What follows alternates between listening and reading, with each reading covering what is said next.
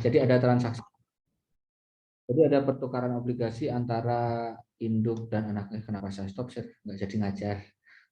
Nah, komen dulu. Wih, cepet wih. Nah,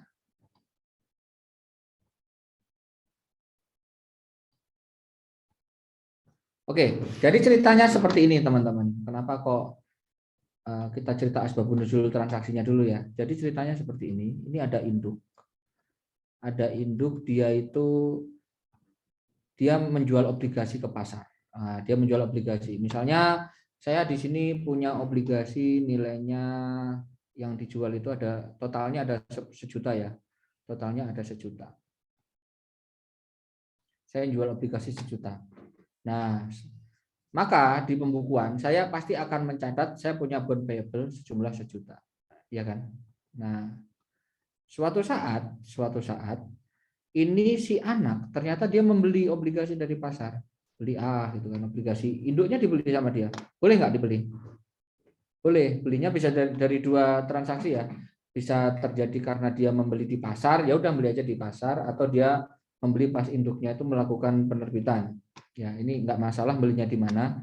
Nah di sini si anak di sini suatu saat itu membeli obligasinya induk tadi kan total 1 juta. Nah, di sini dia hanya membeli 10%-nya atau 100.000. Oke, bisa dipahami? Maka nanti 100.000 ini dia membelinya seharganya ada harganya ya, ada 104.500. Nah, dia cost yang dia keluarkan 104.500. Maka ketika terjadi pembelian, si anak dulu itu akan menjurnal apa? Investment in S ya. Investment in S. Investment in apa?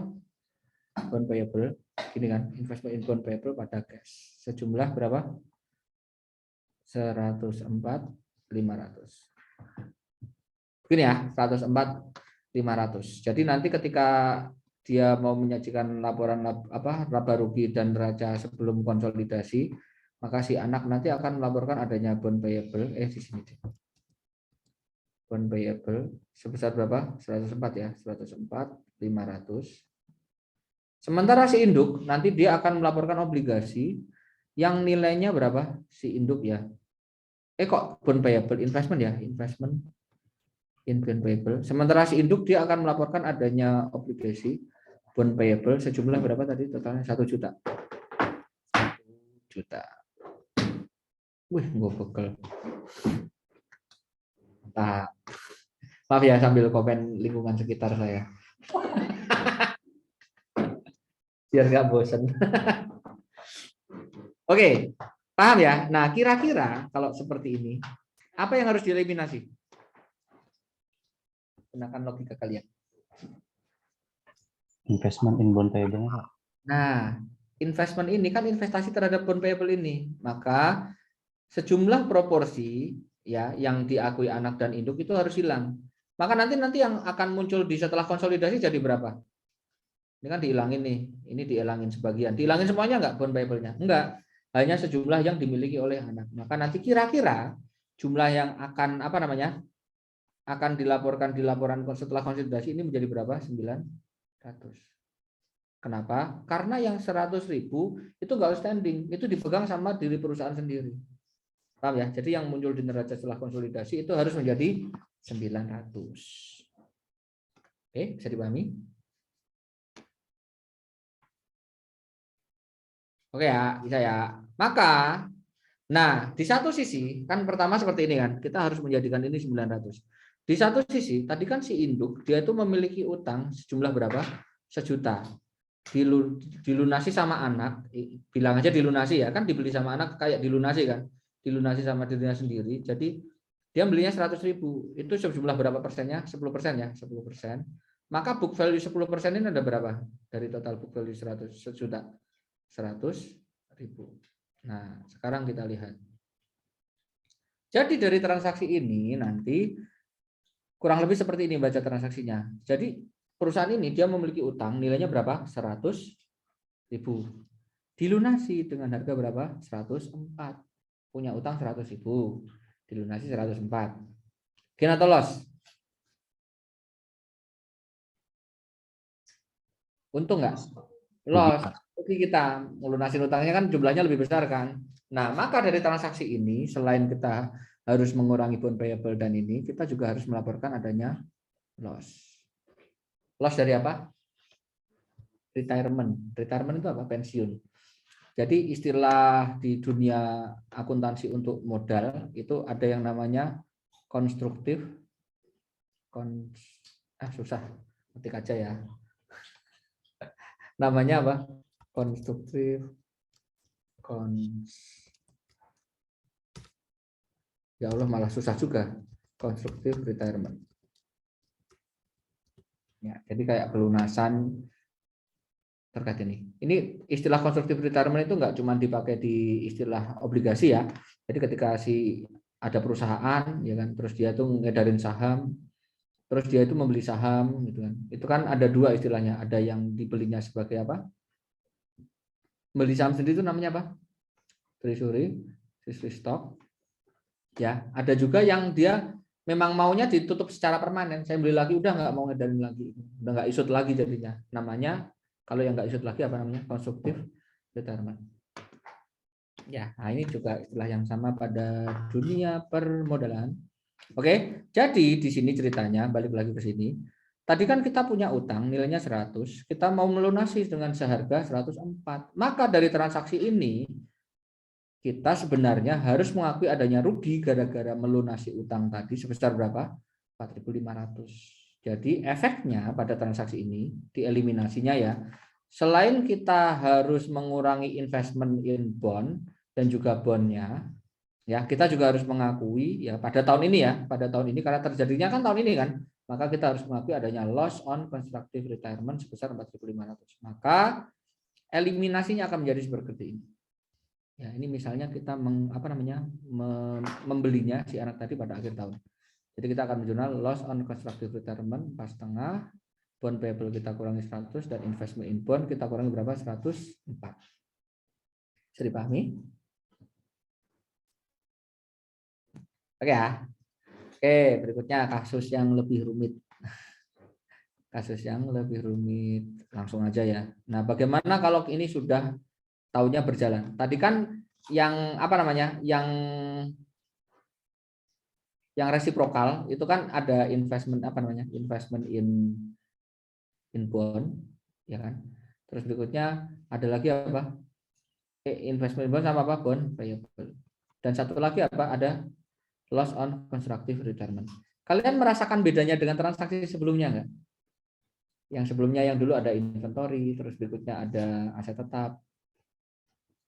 Nah, perbedaan mendasarnya seperti ini teman-teman. Kalau pada aset tetap, ini kan ketika si induk menjual aset ke anak, misalnya seperti ini. Ya, induk menjual aset ke anak. Maka induknya kan akan menjurnal adanya aset kita kredit, ya kan, aset, terus ada cash, terus ada gain. Paham ya? Ada gain di jurnal buku besar. Nah, ini asetnya masih dipegang nih sama perusahaan. Boleh nggak ngakuin gain? Enggak. Maka nanti dieliminasi kita harus mengakui adanya, harus mengurangi pengakuan gain. Gainnya harus kita hilangkan. Nah, sementara di sini kebalikannya. Di sini kebalikannya. Jadi ini induk jual utang. Paham ya? Anak membeli. Ada transaksi yang di jurnal sebagai gain nggak di sini? Induk kan pas dia jual ya udah cuman cash pada bond payable gitu aja kan. Anak ketika membeli apa? Cash pada kebalik. Investment in B ya kan. In bond pada cash gini kan. Ada gain enggak? Nah, tetapi dari transaksi ini, saya itu melunasi piutang gitu. Yang saya lunasi lebih besar daripada nilai bukunya. Maka seharusnya dari transaksi ini ada gain gitu. Jadi kebalikannya, benar-benar kebalikannya. Kalau di sini yang kemarin eliminasinya itu kita ya di buku besar ngakuin gain, tapi di sini harus kita hilangkan. Tetapi kalau di transaksi obligasi ini di buku besar kita nggak ngakuin gain atau loss, tetapi di sini gara-gara ada pelunasan yang lebih tinggi atau lebih rendah dibandingkan nilai bukunya, maka kita harus mengakui adanya gain atau loss. Benar-benar kebalik logiknya. Bisa dipahami? Ini aja udah susah, belum hitung-hitungnya nanti. Ngitungnya ngitung obligasi. Nah, kalau kemarin ya yang beda lagi ya. Kalau kemarin ketika kita melakukan piecemeal gitu kan, ketika asetnya kan didepresiasi nih, asetnya dipakai selama 5 tahun. Ini pertama kita hold dulu gain sekian, ya kan? Kita hold dulu gain sekian. Nah nanti ini akan kita akui pelan-pelan selama masa manfaatnya. Nah maka di sini nanti sebaliknya, ini kita akan akui gain dulu. Nah maka gain ini akan kita kurangi pelan-pelan selama masa manfaatnya. Kalau kemarin gainnya diakui pelan-pelan, kalau ini enggak, gainnya akan dikurangi pengakuannya pelan-pelan selama masa manfaat. Perbedaan kedua. Paham ya, perbedaan kedua. Kalau dulu ditunda pengakuannya terus diakui pelan-pelan. Kalau ini diakui dulu terus kemudian dikurangi pengakuannya pelan-pelan. Sedangkan perbedaan yang ketiga, dulu ketika ada unrealized, ini kan langsung kita bagi selama masa manfaat pakai garis lurus. Kenapa? Karena aset tetap itu didepresiasikan bisa menggunakan garis lurus. Sementara di sini kita ketemu obligasi, boleh nggak pakai garis lurus? Tidak boleh. Jadi mohon maaf, hitungannya rumit. Jadi siapkan diri kalian. Ya, hitungannya rumit. Tetapi seandainya angkanya itu sudah tersedia di angkanya sudah tersedia di neraca saldo sebelum sebelum konsolidasi, nggak masalah, kalian nggak harus hitung. Kan sudah ada angkanya. Paham ya? Yang rumit itu kalau yang disuruh itu. Oke, sekarang kita lanjut. Tadi kan ini peristiwa pelunasannya itu terjadi akhir tahun. Ya, jadi dari transaksi ini apa? Belum ada transaksi pengakuan bunga atau pengakuan pendapatan bunga. Jadi kan belum ada eliminasi terkait itu. Paham ya? Jadi yang eliminasi ini seolah-olah ini kita membelinya tanggal 31 Desember, ya kan? Maka habis itu langsung konsolidasi. Maka konsolidasinya tidak melibatkan adanya interest expense dan interest income. Ya hanya mengurangi bond aja. Mengurangi bond sama mengurangi investment bond dan mengakui loss. Nah, sekarang bagaimana kalau ada bunga yang harus diakui? Oke, sekarang saya jejerkan aja ya. Saya jejerkan aja. Ganggu. Bisa kecilin. Oke, jadi di sini peristiwanya adalah, kebaca nggak ini? Nah, ini ceritanya. Jadi pada tanggal 1 Januari 2010 itu P memiliki obligasi ya, bond payable dengan saldonya berapa tadi itu? Ini bond payable memiliki saldo berapa? Ini ya. 10.000 ya. Saldonya itu sama dengan 10.000. Terus dia juga memiliki unamortized premium. Dia memiliki premium sejumlah berapa? Berapa? 100.000. Berapa? 100 ya? 100, Pak. 100 apa 10? 100. Oke. Jadi totalnya, ngapain di gini? Sebentar.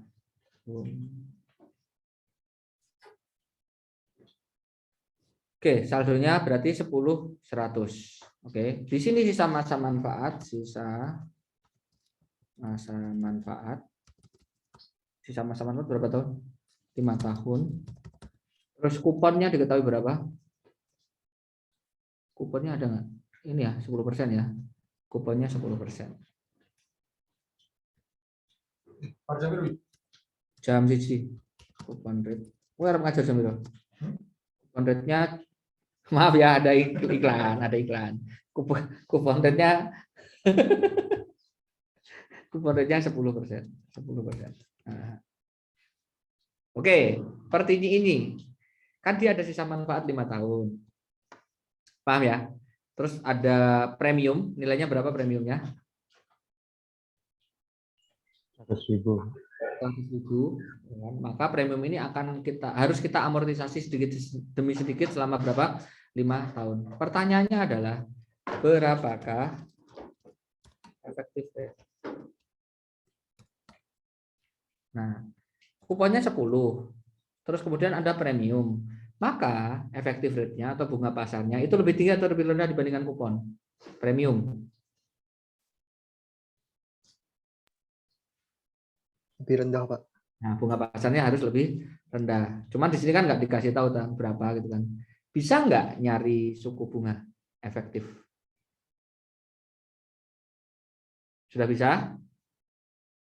Ya, ini saya nggak mau ngajari ya biar tidak menambah kompleksitas. Ya, saya nganggap kalian bisa. Nanti pas ujian kayak kemarin tuh boleh pakai Excel nggak? Boleh, Pak. Boleh, Pak.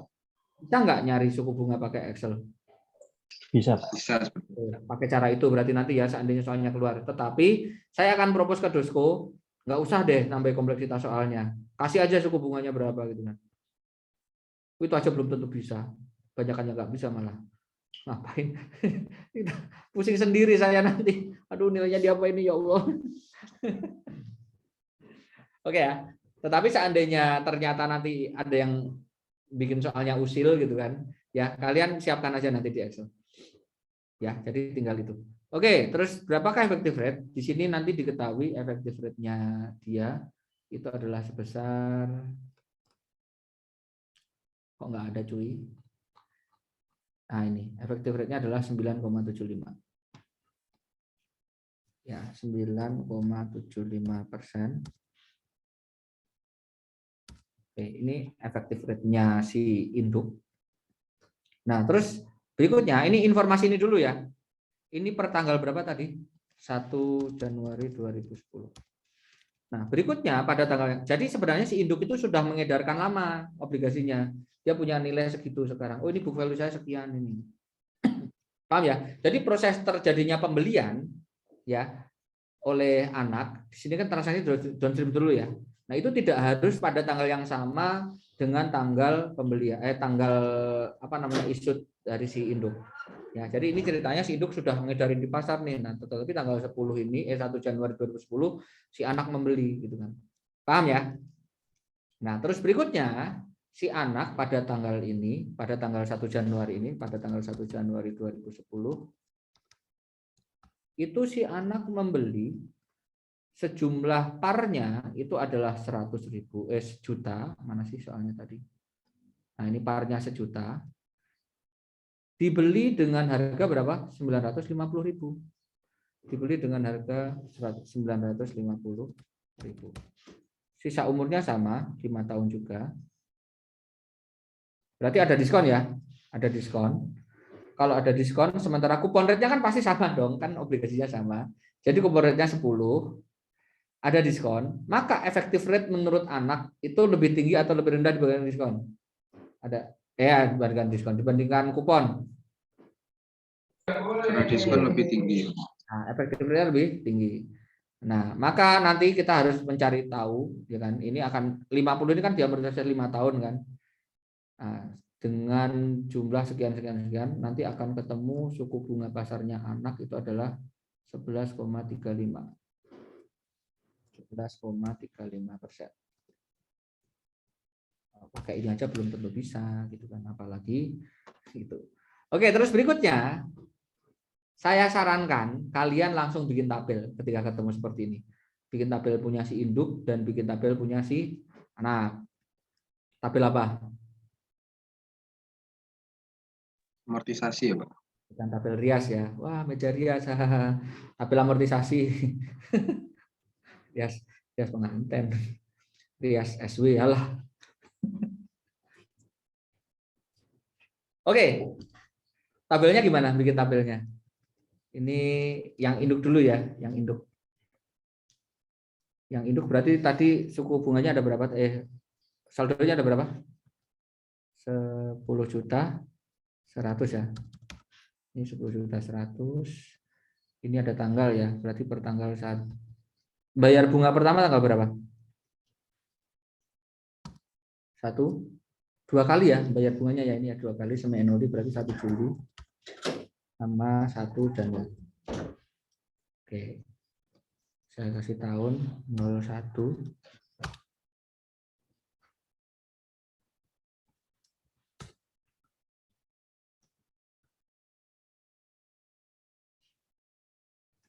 Dua ya ini ya 02.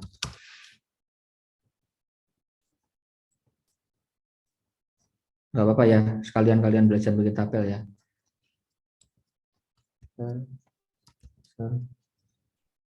Kan 1 kan, ini kan 1, 2, 3, 4, 5. Langsung aja bikin tabel. Tahunnya diganti dong. Aduh ribet. Kok 2001 sih? 2010. 2011. Bener ya? 2011. 2012. 2012. 13. 13. 14. 14. Ini 14 juga ya. 14, tapi tanggal 31 Desember. 31 Desember. Oke, kayak begini ya tabelnya ya. Nah, biar mudah ngapalin tahunnya, ya itu di sini dikasih garis di sini. Ya, jadi biar ngerti. Oh ini setahun. Ini 1 Januari itu kan sama dengan 31 Desember kan?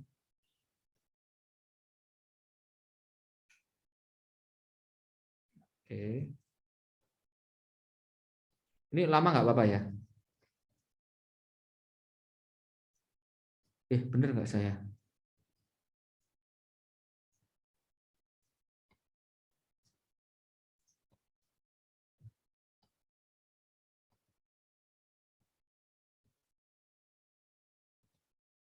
Oke, apalagi yang kita buat?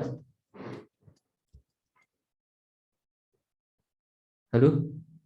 Masih ingat tabel amortisasi nggak? Kan ini. Oke. Kita Beban bunga, Pak. pembayaran pengakuan interestnya. Oke ya. Ini kan induk berarti interest expense ya. Induk berarti ini interest expense. Interest expense. Setiap periode itu ada berapa berarti? Interest expense-nya. Tadi kan setahun sekian. Ini kan semenoli kan? Berarti interest expense-nya sama dengan ini dibagi 2. Oke. Oke ya, interest expense-nya sekian. Paham? Halo, halo. Jadi nanti di 1 Juli dia akan mengaku interest expense sebesar ini dikalikan sekian. Ini dikalikan 4,88. Saya kasih dolar ya. Dolar. Ngerti nggak dolar buat apa? Buat ngunci. Kunci, Pak. Mantap. Udah diajari Excel ya. Cocok. Oke. Sementara dia itu akan membayar bunga. Ya kan? Ini interest expense, ya kan? Ini interest paid. Interest paid yang dia bayar itu adalah sejumlah berapa tadi? 10 juta dikali berapa tadi setahunnya? Kuponya 10%, ya kan? Terus dibagi 2. Jadi dia tuh bayar bunga itu 500.000 tiap itu.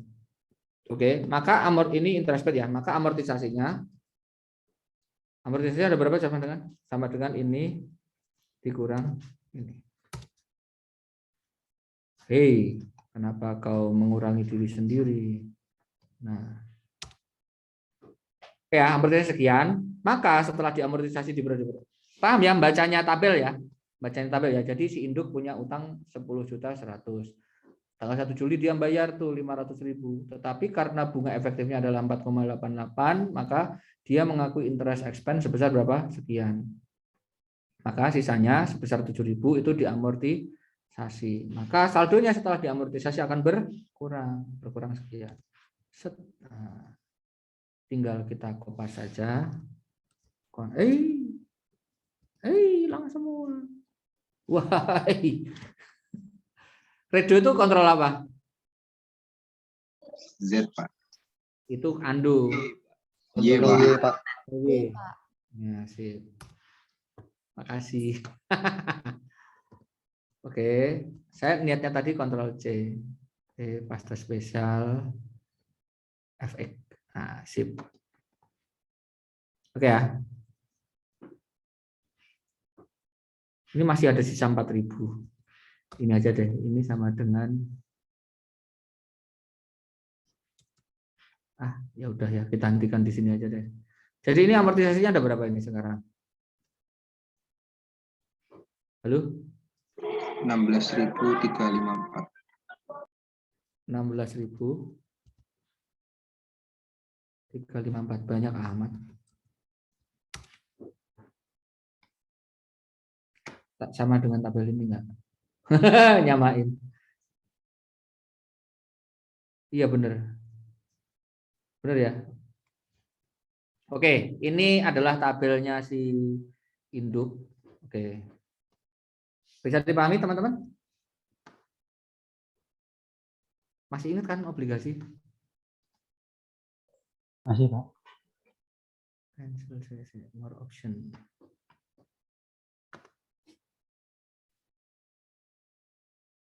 Kalian jadi ngerti tempat file-file saya ya. Ini kalian kelas 5.12 ya. Pertemuan 11.5.12. Kita flow-nya santai aja ya. Oke. Maka kalau orang nanya, jadi nanti di tahun 2010 ya, tahun pertama ya, tahun 2010 tahun pertama, berapakah interest expense? Berapakah interest expense? Berapakah? Ayo, ada berapa interest expense pada tahun itu? Jadi ini ditambah ini. Bisa dipahami? Ada dua ya. Berapa interest expense berarti sama dengan 492 ditambah 492 juga. Sama dengan 984. Bisa dipahami? Bisa, Pak. Berapakah saldo bond payable akhir tahun? Berapa? Saldo bond payable ini ya.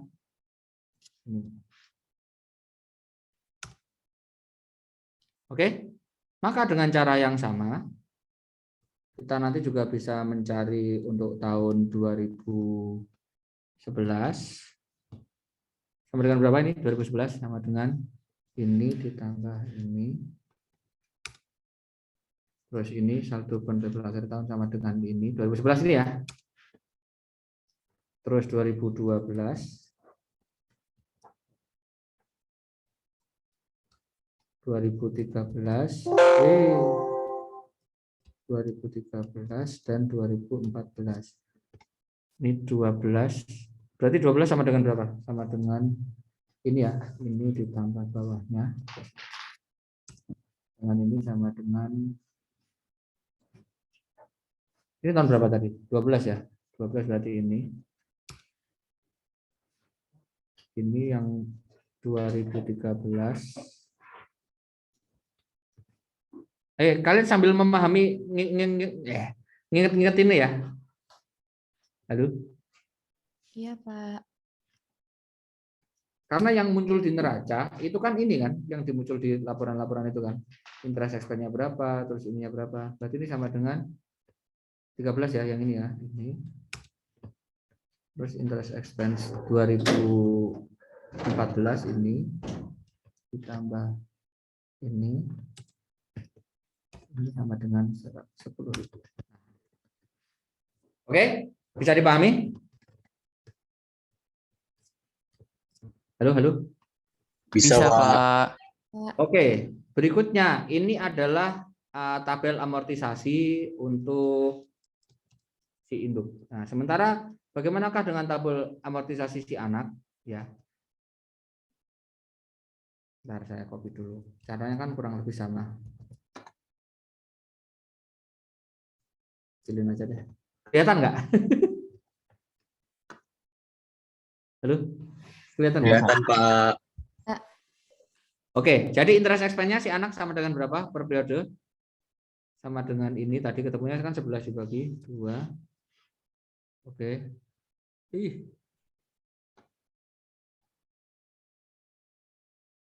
Ini terus berikutnya. Saldonya. Di awal si saldo anak berapa tadi? 950.000.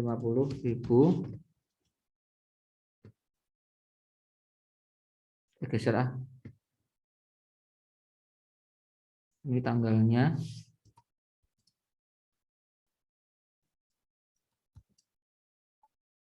Terus berikutnya. Jadi si anak nanti tiap periode dia akan mengakui interest expense berapa? Interest revenue income ya. Interest income nanti di tanggal 1 Juli itu akan sama dengan ini dikalikan. Oke. Masih dulu. Mana dolar? Ya, 533. Sementara dia nanti akan memperoleh pembayaran bunga itu adalah sebesar parnya dia tadi berapa juta ya? 1 juta dikalikan 10%. 10%, tapi 10% kan setahun. Jadi dibagi 2, dia hanya akan menerima 50.000, maka amortisasinya nanti adalah sebesar ini dikurang ini. Jadi saldonya akan menjadi sama dengan ini. Karena dia diskon, maka dia menjadi ditambah sekian. Oke.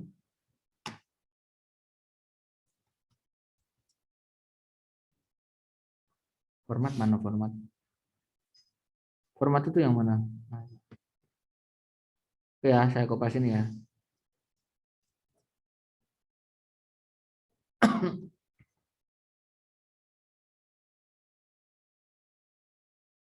Lah, Tanggalnya ikut ke copy, Pak. iya, Ctrl C.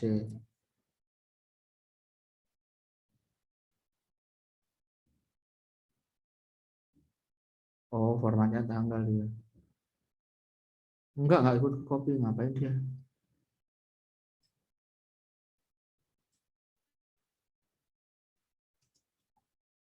Oke, format cell.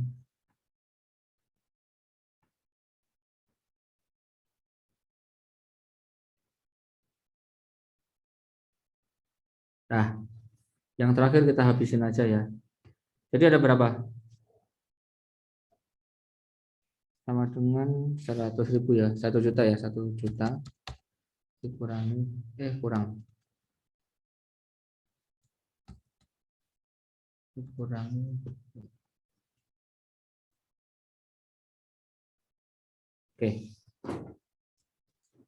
Oke, bisa dipahami? Halo. Bisa, Pak. Bisa, Pak. Pak. Jadi kalau kita ulang pertanyaan yang sama di tahun 2010, berapakah interest apa? Interest income ya, income. Dan berapakah saldo, bukan bond payable ya, tapi investment in PP ya. Investment in. Oke.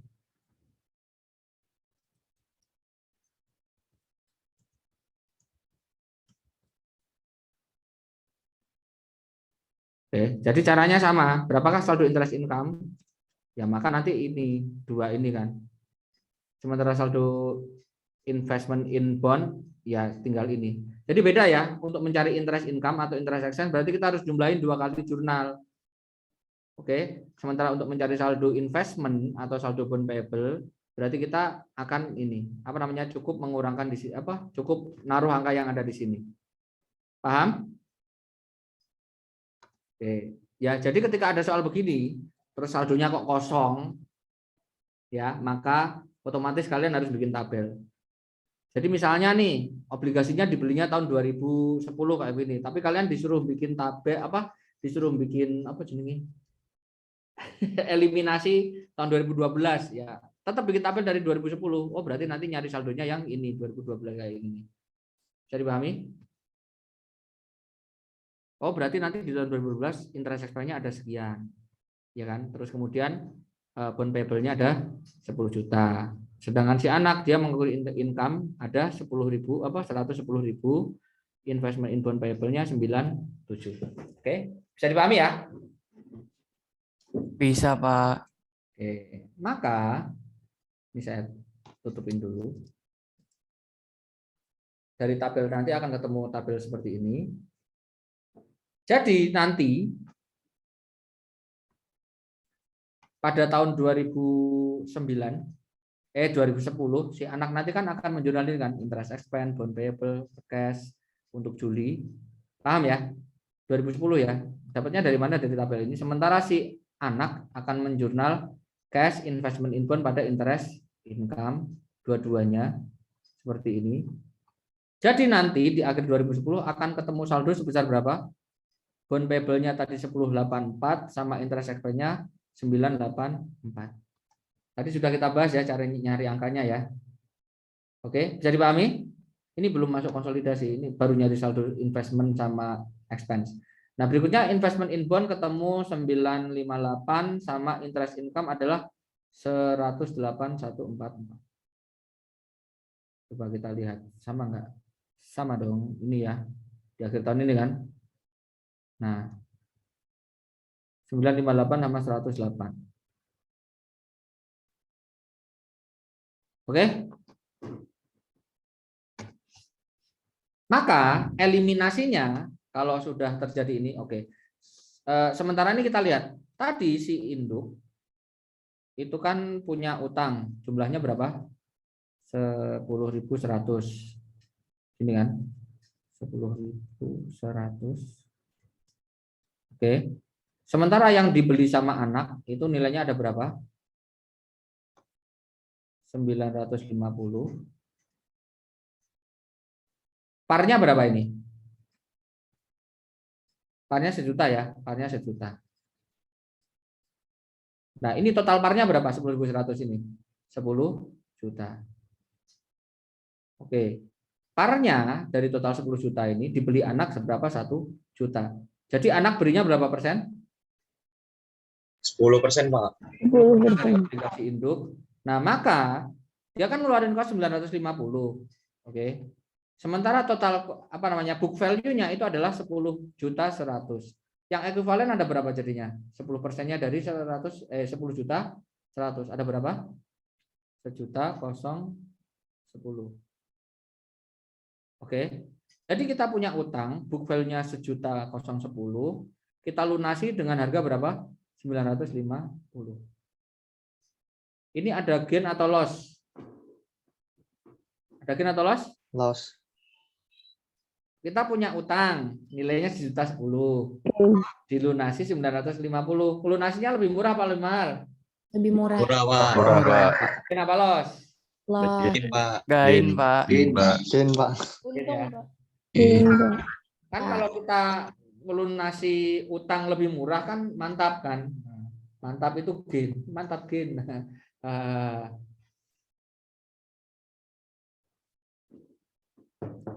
Udah nggak musim kaskus ya. Oke, maka akan ada gain sebesar 60. Maka di transaksi ini di akhir periode nanti di laporan setelah konsolidasi, maka perusahaan itu harus melaporkan adanya gain sebesar berapa? 60. Oke. Dia memiliki saldo sebagai berikut tadi, saya hapus saja ya ini. Dia memiliki saldo bond payable sekian, interest expense sekian, investment in bond sekian, interest income sekian. Kalau sudah ada angkanya, ya kita jurnalnya cukup dari sini aja gitu. Kayak kemarin tuh loh, kan angkanya sudah ada. Nggak usah dicari, ya udah kalian jurnalnya itu dari angka kayak ini aja. Oke, jurnal eliminasinya bagaimana? Nah, ini pertama adalah jurnal catch up, nggak usah saya ajarin lagi. Kita fokus ke masuk chapter ini. Oke, jurnal yang kita eliminasi pertama itu adalah investment in bond.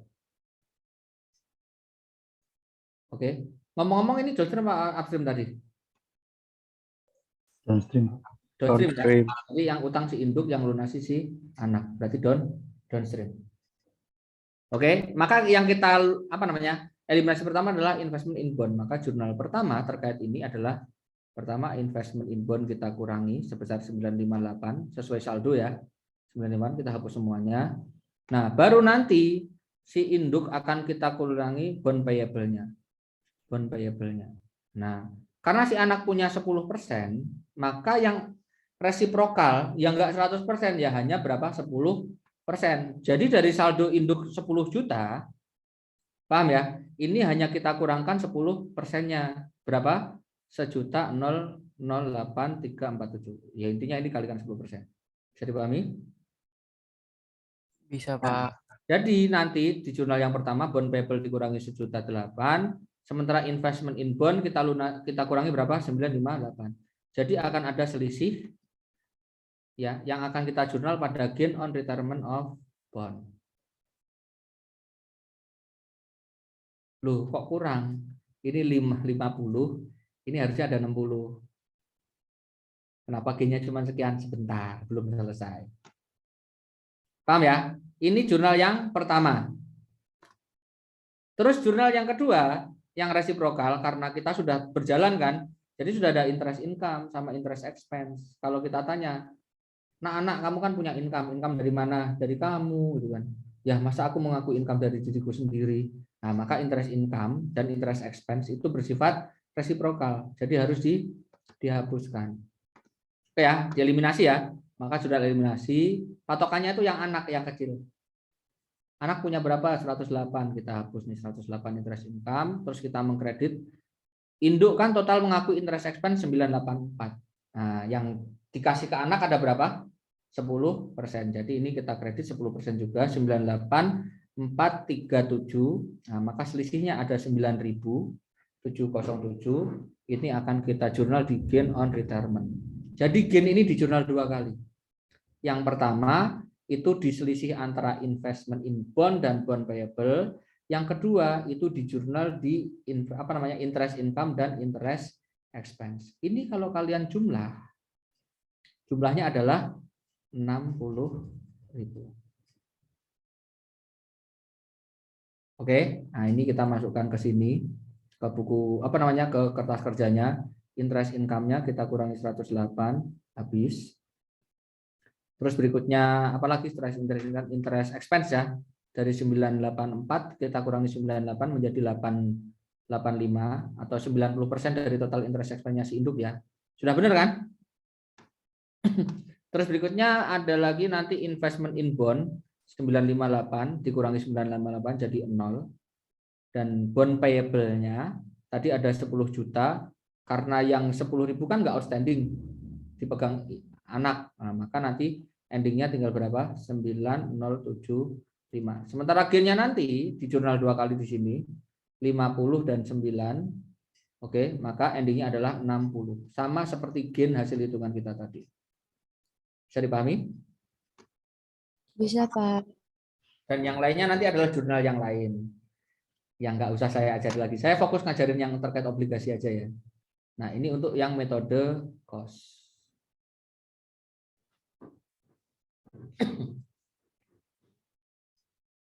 Silakan diresapi dulu.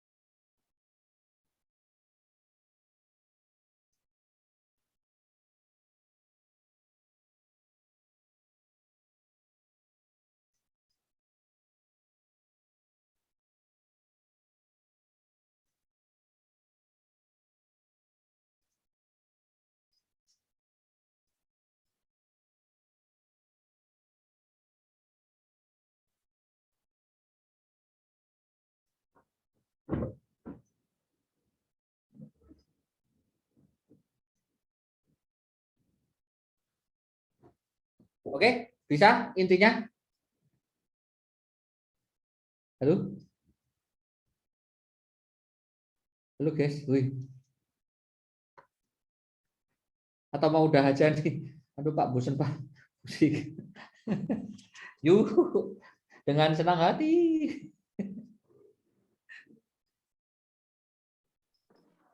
Pak. Lanjut ya. Nah, ini yang metode cost.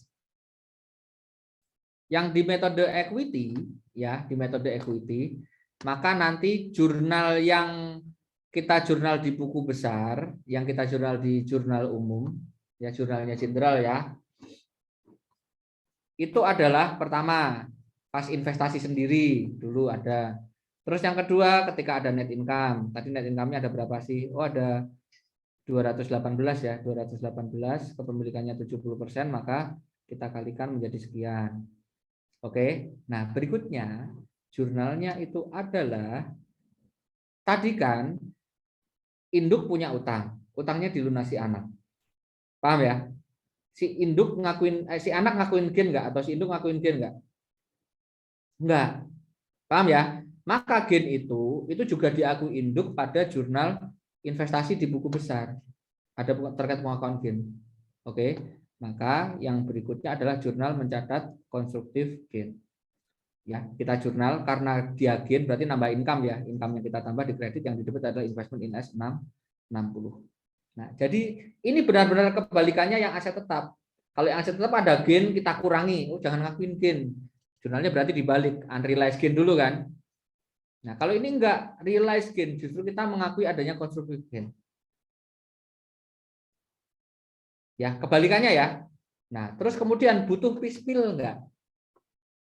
Nah, karena ini kan ada gain sebesar 60 untuk aset yang masa manfaatnya hanya 5 tahun. Bukan untuk aset ya, maaf. Untuk sesuatu yang masa manfaatnya 5 tahun. Sesuatu tadi apa? Obligasi kan? Maka sama seperti ekses, sama seperti kemarin unrealized gain pada aset, ini juga harus kita akui pelan-pelan. Kalau kemarin itu recognition dari gain, diakui pelan-pelan. Kalau ini direcognition, ini maka nanti akan ada piecemeal direcognition. Paham ya? Sebesar 9707. Jadi nggak kayak pada aset tetap di mana ini 60 dibagi 5, gitu kan. Nah, di sini enggak 9707. 9707 berasal dari mana?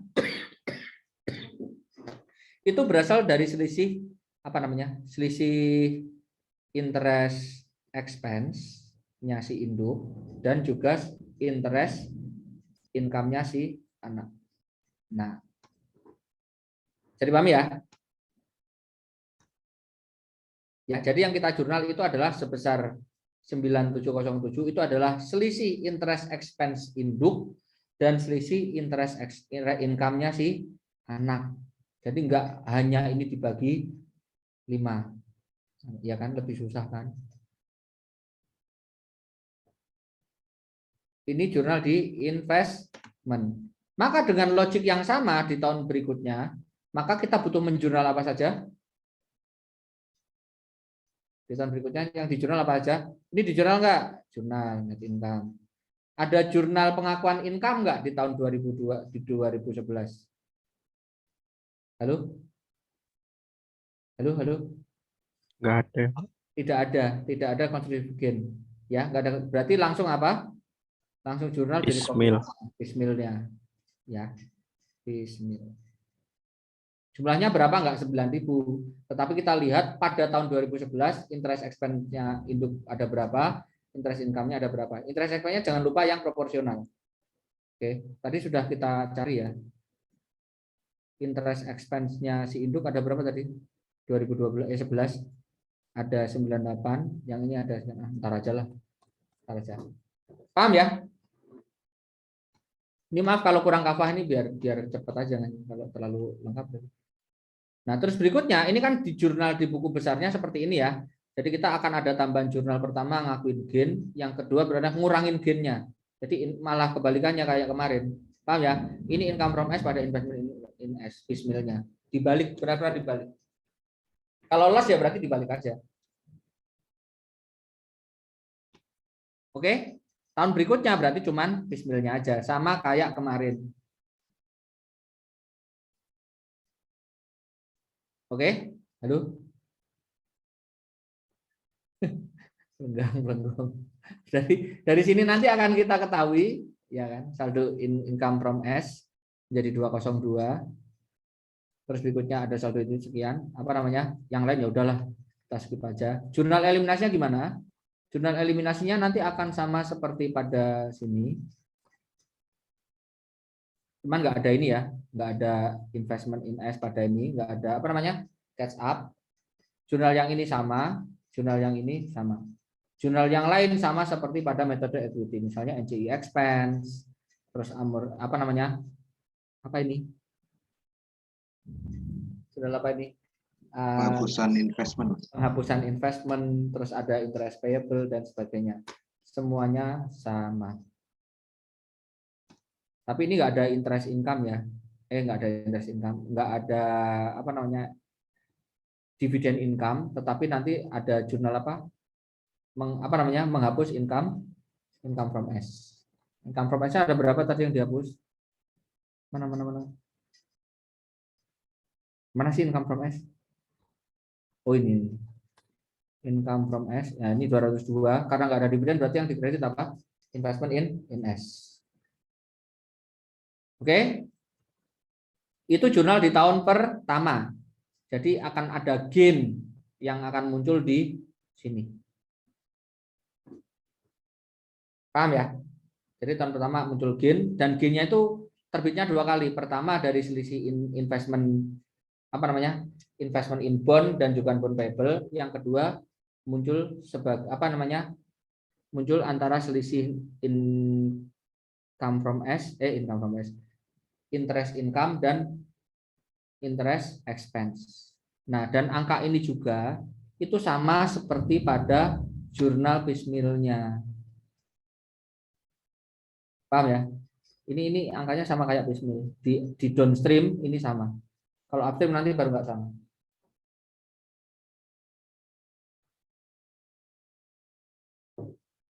Oke, bisa dipahami?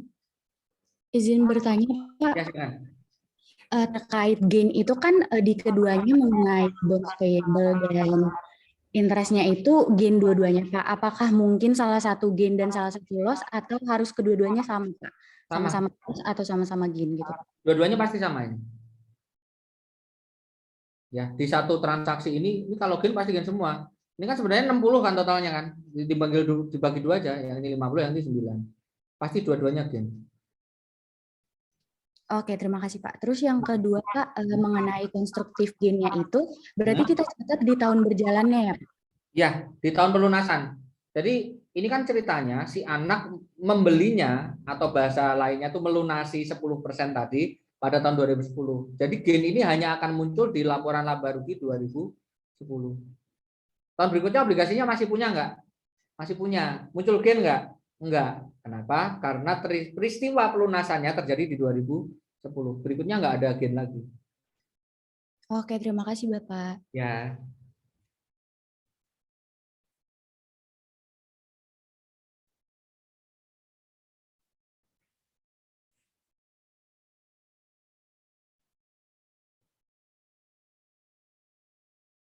Ada lagi?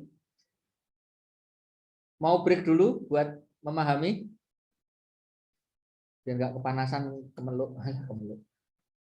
Sama bun. Menguap Pak kotanya. Apa? Menguap.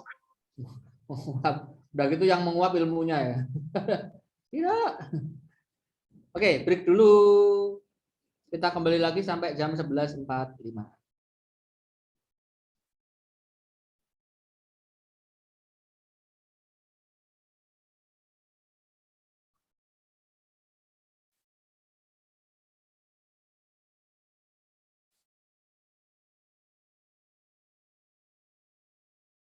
Oke, berikutnya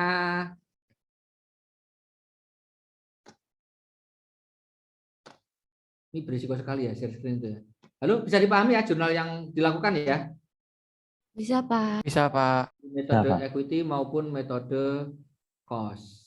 Maka di tahun berikutnya tadi kan kita sudah menghitung saldo-saldonya. Di tahun 2010 kan ada interest expense sama interest revenue sekian ya. Maka eliminasi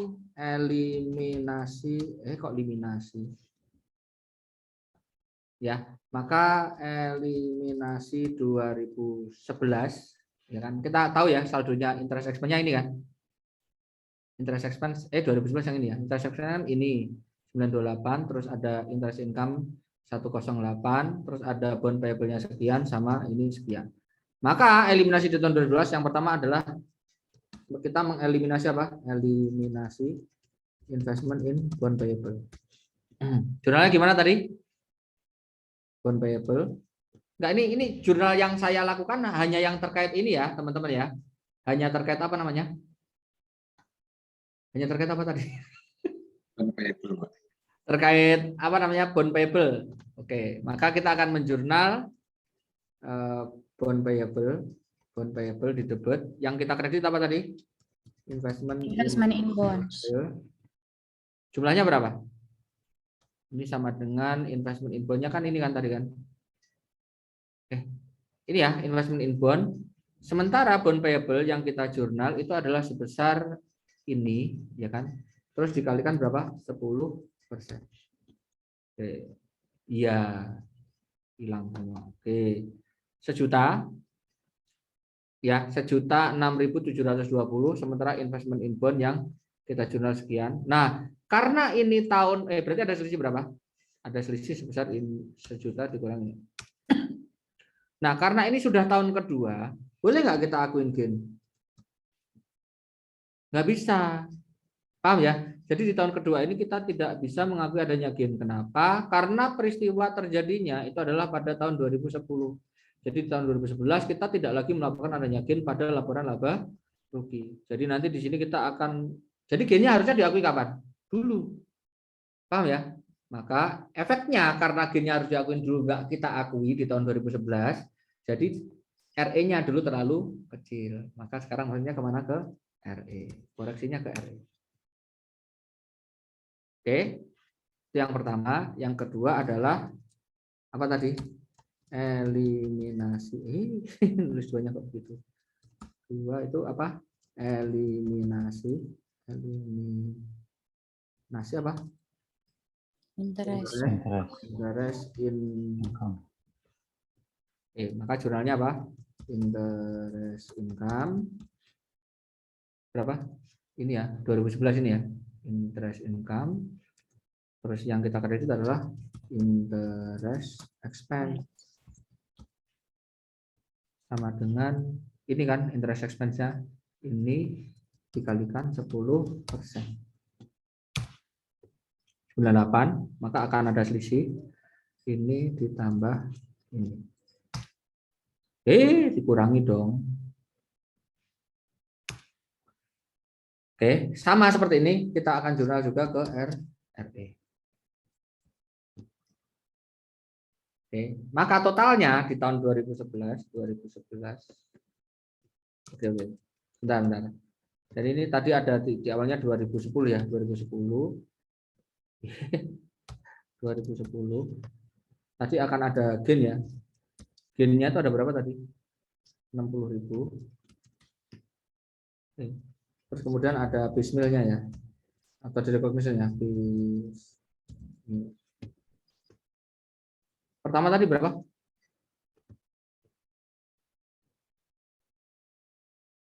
Ini aja ya. Ini kan nggak ada ya tadi kan. Ini dikurangi ini dikali 10%. Bismillah tahun pertama ini ya, 9.000 ini ya. Oke, berikutnya. Sekarang sudah 2011. Jangan ini. Minus dong. Minus. Minusnya gimana ya? Minus.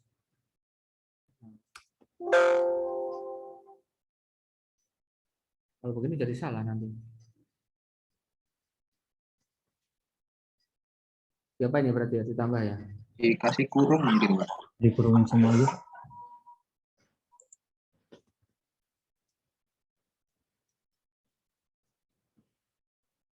Ini ya. Istilahnya begini, tahun ini sekian. Ya, ada.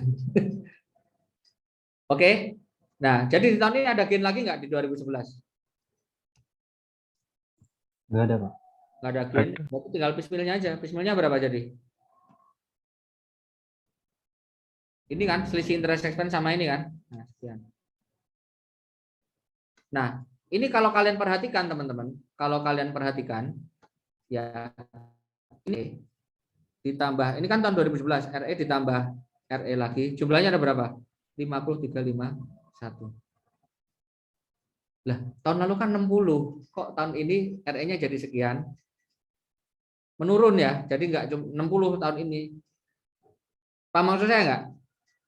Yang jurnal di tahun 2011 itu 10 itu kan kalau dijumlahkan gen sama gennya berapa? 60 kan. Tetapi di sini RE sama RE kalau dijumlahkan hanya 50,391. Nah, jumlah itu adalah jumlah gen ini dikurangkan dengan pismil yang sudah diakui tahun lalu. Paham ya? Jadi di tahun kedua RE-nya nanti pasti akan sejumlah ini. Ya, RE-nya nih ya 39 sama 10 itu pasti sejumlah gen tahun lalu dikurangi dengan pismil tahun sebelumnya. Jadi dengan logik yang sama, maka nanti di eliminasi tahun 2012 ya, eliminasi 2012 ya, bond payable nanti akan kita kurangi sejumlah 2012 ya nih ya, bond payable ini benar ya, ini dikalikan berapa? 10%. Investment inflow-nya sejumlah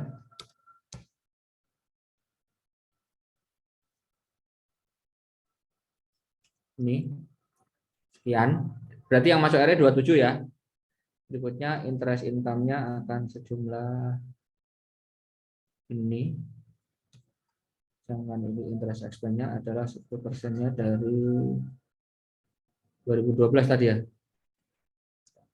Jadi bertanya Pak, Ya, tadi yang 9707 tadi gimana ya Pak? 9707. Yang mana? Tadi di buku itu 2010 9707 Pak. Mana sih? Apa yang 9707 itu apa? Yang di buku, Pak.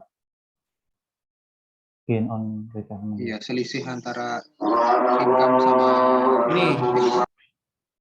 Ini maksudnya. Iya Pak. Ya, ini beda-beda rumus aja. Anggap saja sama. Ya. Pembulatan. Saya kan tadi angkanya tidak saya bulatkan. Saya bulatkan. Pak Agung pakai yang lurus semua angkanya. Oke ya, maka di tahun kedua, tahun ketiga nanti jumlahnya ini kan 27 tambah 11 ya. Kan 39 nih. 39 itu pasti sama dengan ini dikurangi ini. 39. Paham ya? Jadi yang kita jurnal di sini itu akan selalu turun. Ya, sejumlah gen yang sudah ya gen ya, terus kemudian dikurangi dengan pismil yang sudah diakui tahun-tahun sebelumnya. Makanya di tahun pertama dia tetap genep berapa di tahun pertama? 60. Nah, maka tahun berikutnya kurang lagi karena sudah diakui sama pismil tahun sebelumnya. Dan seterusnya. Oke ya, saya perlu buat yang tahun 2013 nggak? Nggak usah ya, kurang lebih sama. Oke, ini saya buat di sini aja ya. Maka tahun berikutnya itu nanti akan sama dengan pismilnya berapa tahun ini? Saya buat di sini aja ya. Oke, berarti pismilnya itu sama dengan saya pakai rumusan ini aja deh.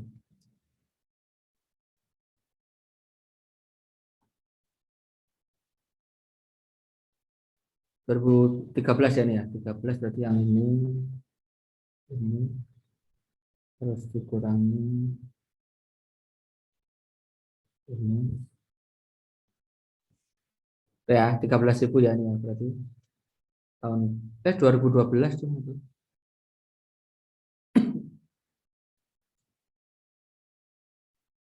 Besar.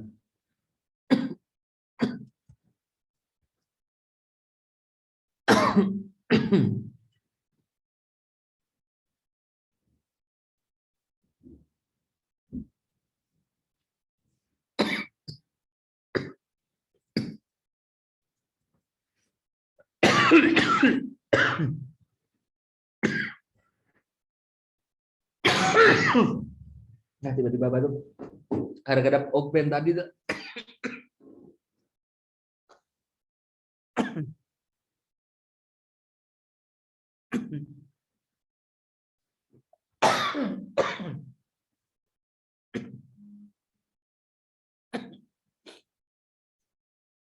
Ini yang terakhir itu taruh aja ya. Jadi kalau di jumlah ini harusnya 60 nih.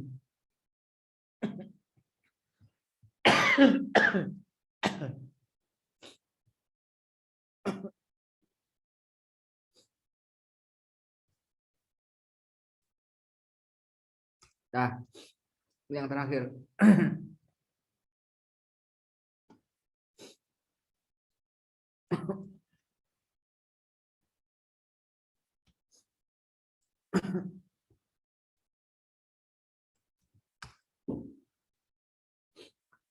Paham ya? Jadi nanti kan kita ada gain nih 60. Nah, nanti piecemeal-nya yang juga kita jurnal di metode equity dan kebetulan juga sama seperti di sini. Paham ya? Itu nanti akan ada seperti ini. Awalnya 60 nih. Nah, 60 ini akan kita di recognition pelan-pelan. Tahun pertama 9.000, tahun kedua 10.000, tahun berikutnya 11.000, 13.000 dan tahun terakhir 14.000. Paham ya nature dari akuntansi ini ya? Oke? Halo? Memastikan, Pak. Nah, jadi yang metode cost seperti ini ya, jurnal eliminasinya. Nah, sekarang kita balik ke metode equity. Sebentar ya, kita lanjut ke metode equity ya. Di buku jurnal umumnya, jurnal umum. Tadi kan di tahun 2010, jurnalnya kan ada yang terkait itu ya, 2010. Yang masuk ke jurnal umum kan tadi ada jurnal terkait apa namanya, net income. Jurnalnya gimana yang net income? Investment in S pada income from S. Kalau dividen cash pada Dividen income from from S. Kebalik pada investment in S. Ini kan. Terus berikutnya apa lagi? Tahun pertama ada recognition ya. Gain on retirement. Jurnalnya gimana berarti? Investment in S pada income from S.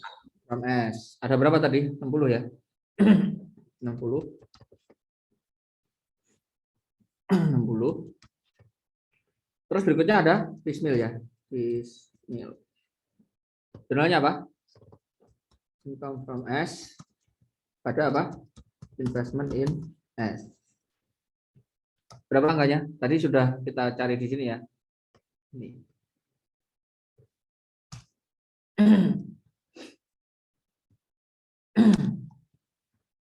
Oke, ini tahun 2010. Terus berikutnya tahun 2011. Ada net income. Sebentar. Ada net income, paham ya? Terus berikutnya dividen. Ada gain retirement enggak? Tahun kedua. Enggak ada. Sekali aja ngakunya. Nah, berarti lanjut ke piecemeal. Tadi sudah kita hitung ya, selisihnya 10.000. Oke, lanjut. Tahun 2012. Maka ya sama seperti ini, bedanya di piecemeal ya. Piecemealnya akan menjadi berapa? 2012 ini. Lanjut di 2013.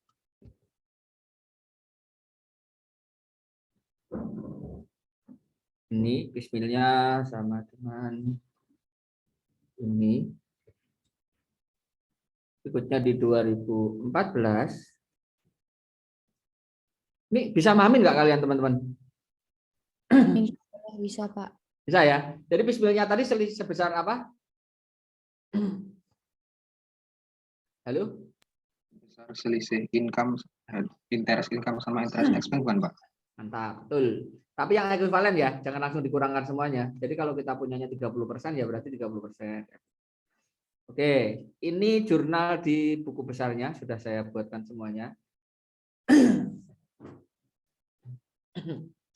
Ini saya ulang aja ya, membuat eliminasi di 2011.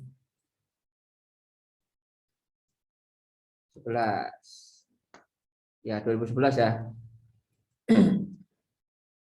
Oke. Maka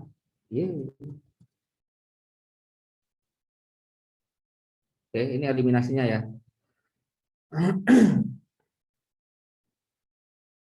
Halo? Sama seperti di metode cost, cuman yang RE diganti apa? Investment in S. Nah. Oke. Terus kita buat lagi eliminasi 2002.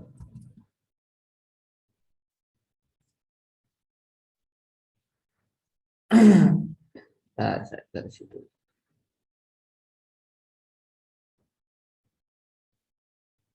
Oke, sama seperti di metode cost ya. Tetapi nanti di sini diganti apa? Investment in S.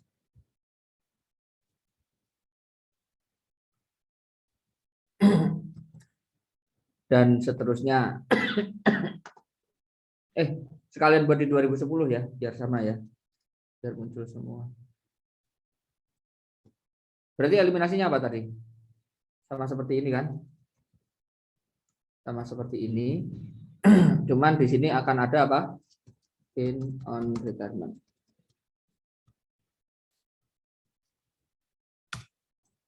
Angkanya yang beda. Di 2010 angkanya berapa? Investmentnya sejumlah saldo itu ya, akhir 2010 ya. Ini.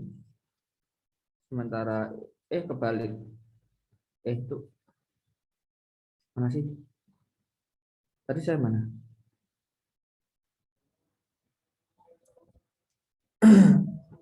Payable-nya sama dengan ini ya, ini dikalikan berapa persen tadi?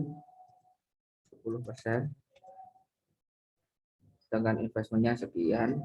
Bener ya nih investmentnya ya. Space-nya masuk gain sama yang ini interest income sama dengan interest income-nya 2011 ini ya.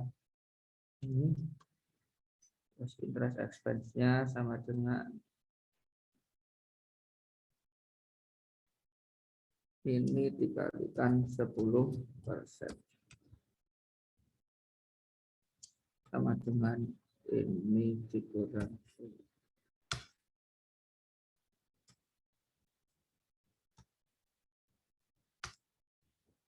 Oke, seperti ini ya.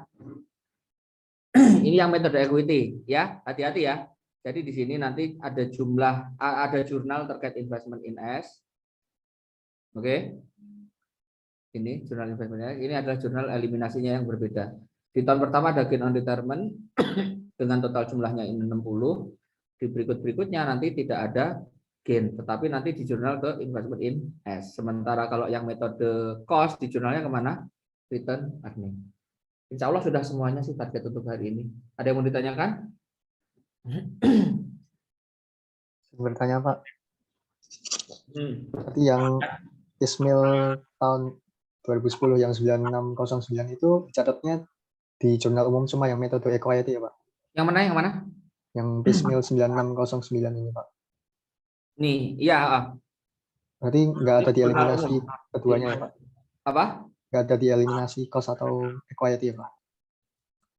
Bentar. Mencatat investasi.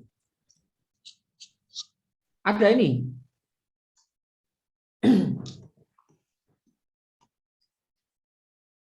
Ini tadi jurnal yang kedua, selisih ini seperti memunculkan piecemeal gitu loh. Oh iya Pak. Berarti yang di cost nggak ada kan Pak yang 9609 ini? Di metode cost yang ini kan nggak ada nyatet investasi kan di metode cost. Saldo investasi kan tetap, berarti cuman eliminasi aja kan. Cuman di sini di tahun kedua kita tidak menjurnal ke investment in S, melainkan kemana? Ke RE Pak.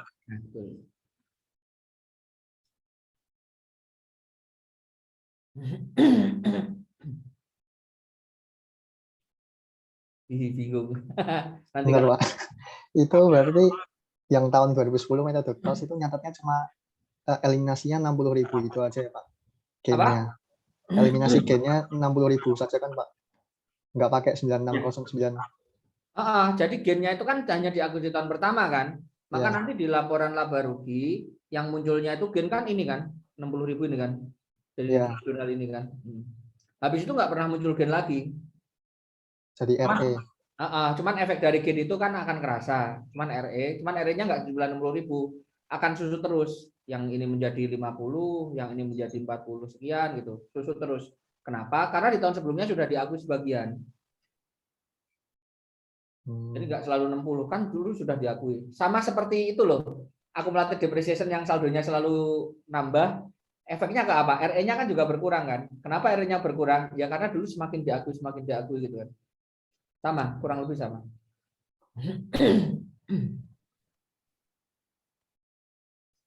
Ya, cuman kebalikannya di situ ya. Kalau di sini ngakuin gen dulu baru dihentikan pengakuannya pelan-pelan. Kalau yang gen dikurangi dulu pengakuannya, dihilangkan pengakuannya baru diakui pelan-pelan. Baik, Pak. Makasih, Pak. Oke. Ya, tapi intinya ini lah. Kalian kalau angkanya sudah ada, berarti kan kita tinggal menjurnalin ini aja kan, gampang.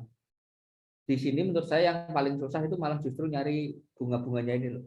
Jadi ketika ketemu soal, otomatis kalian cari tabelnya di dua sisi, ya investor sama yang ngeluarin obligasi. Nah nanti angkanya tinggal naruh aja loh, gampang banget itu kalau sudah ketemu itu. Kan jurnalnya cuma ini aja kan.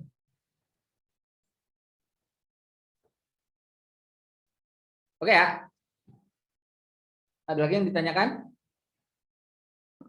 Izin bertanya, Pak. Silakan.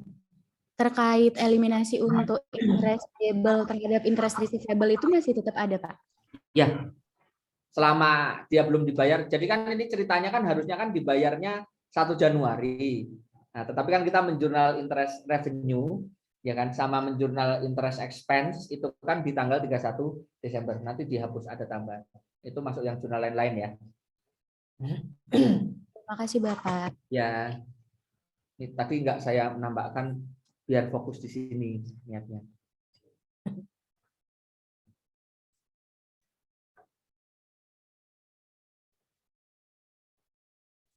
Oke? Ya, ada lagi? Tanya Pak, Ya, silakan. di buku itu halaman 98 itu ada 70% dikali 1 juta itu gimana ya Pak? Saya masih bingung Pak itu asalnya dari mana. 98. Paling bawah. Yang mana ini? Ya itu Pak. Oh ini tadi emang saya skip ya. Ini ceritanya kan jurnal itu loh, catch up.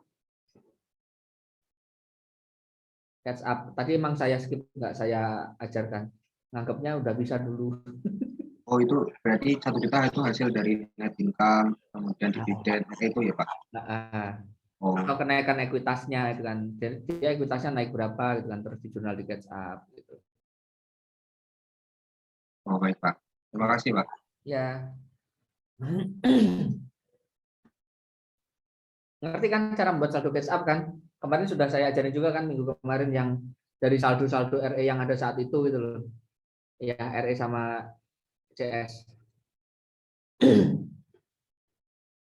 Oke. Ya maaf ya hari ini saya tadi hanya fokus yang terkait obligasinya aja. Jadi saya menganggap kaliannya sudah lancar ketika mengerjakan catch up-nya seperti apa. Nanti kalau ada amortisasi ekses seperti apa. Nah, ya untuk minggu depan kan tinggal yang upstream nih. Nah, nanti kita bahas yang PR minggu ini atau mungkin kalau ada pertanyaan yang lain. Ada lagi yang ditanyakan teman-teman?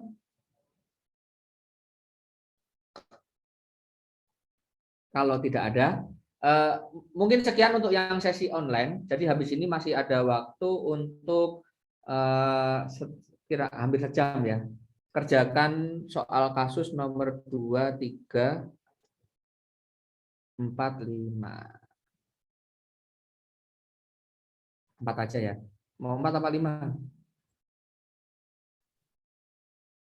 4 apa 5? 4 aja ya. Nomor 2, ini ya nomor 2. Terus nomor 3, 4, 5. Nah, nomor 4 ini kan transaksi yang C ini kan upstream. Nah, kalian ganti menjadi downstream. Begitu juga di nomor 5. transaksinya upstream, kalian ganti menjadi downstream. Jadi saldo-saldonya nanti sesuaikan. Investment in in bond-nya jadi berapa, ya itu tuker nanti antara S dan itu. Boleh kerjakan di Excel, silakan. Ya, nanti sesuaikan aja saldo-saldonya, ya. Tinggal dibalik aja. Ini soalnya nggak ada yang downstream sama sekali. Ini P membeli mulu, P membeli. Ya. Oke, itu saja untuk hari ini, untuk sesi online. Masih ada waktu sejam, tolong manfaatkan. Ya katakanlah kalian mau rehat dulu itu, jangan sejam dulu juga dong. Oke, cukup sekian. Ketemu lagi tahun depan. Ya, silakan. Maaf, ya, ini untuk tugasnya dikumpulin jam 1 apa hari Minggu? Kenapa? Mau tanggal berapa? Yang kemarin belum dikumpulin kan? Bareng aja sama yang ini. Telat kemarin saya ngasihnya. Biasa kalau lagi musim koreksi itu stres. Oke ya, nanti deadline-nya tak kasih, gampang lah. Kita diskusikan di WhatsApp. Sekian. Oke ya, selamat berlibur. Ya, mudah-mudahan kekurangan-kekurangan kita kemarin bisa kita penuhi lagi di periode-periode setelahnya. Ya, mudah-mudahan lulus semua ya teman-teman ya, aman ya. Amin. Oke, wassalamualaikum warahmatullahi wabarakatuh. Waalaikumsalam warahmatullahi wabarakatuh. Terima kasih, Pak. Terima kasih, Terima kasih, Pak. Pak. Oke. Assalamualaikum warahmatullahi wabarakatuh.